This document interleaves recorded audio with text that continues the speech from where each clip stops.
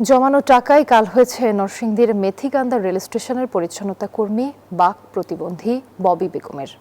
তাকে হত্যার ঘটনায় নরসিংদী ও ব্রাহ্মণবাড়িয়া থেকে ৫ জনকে গ্রেফতার করেছে র্যাব। দুপুরে কারওয়ান বাজারে র্যাবের মিডিয়া সেন্টারে সংবাদ সম্মেলনে এসব কথা জানানো হয়। নরসিংদীর মেথিকান্দার রেল স্টেশনের প্ল্যাটফর্মে আর দেখা যাবে না বাক প্রতিবন্ধী ৭০ বৃদ্ধা ববি বেগমকে। সবাই তাকে চিনত বুবি নামে। ২৫ বছর ধরে বিনা পারিশ্রমিকে প্ল্যাটফর্ম ঝাড়ু দেয়া, শৌচাগার পরিষ্কার সহ বিভিন্ন পরিচ্ছন্নতার কাজ করতেন বুবি। থাকতেন স্টেশনের একটি পরিত্যক্ত ঘরে। যাত্রী ও স্থানীয়দের সহায়তায় চলত তার দিন। সেখান থেকে একটু একটু করে টাকা জমাতেন। এভাবে জমে যায় ৪০,০০০ টাকা। সেই টাকা ছিনিয়ে নিতে গত শনিবার রাতে হামলা করে কয়েকজন, মারধরও করে। গুরুতর আহত হয়ে কয়েকদিন মৃত্যুর সঙ্গে লড়াই করে মঙ্গলবার রাতে মারা যান তিনি।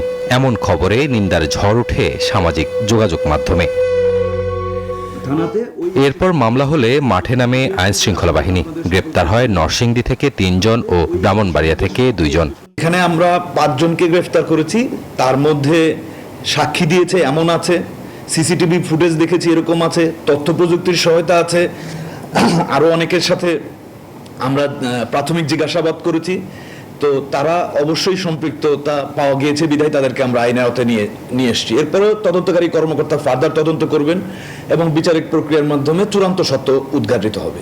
র্যাব জানায়, গ্রেপ্তার 3 জনের নামে আগে থেকেই মাদকের মামলা রয়েছে। এই ঘটনায় আরও কেউ জড়িত থাকলে তাদেরও আইনের আওতায় আনা হবে। আমরা মোট 5 জনকে রাজু মাহমুদ, নিউজ 24, ঢাকা।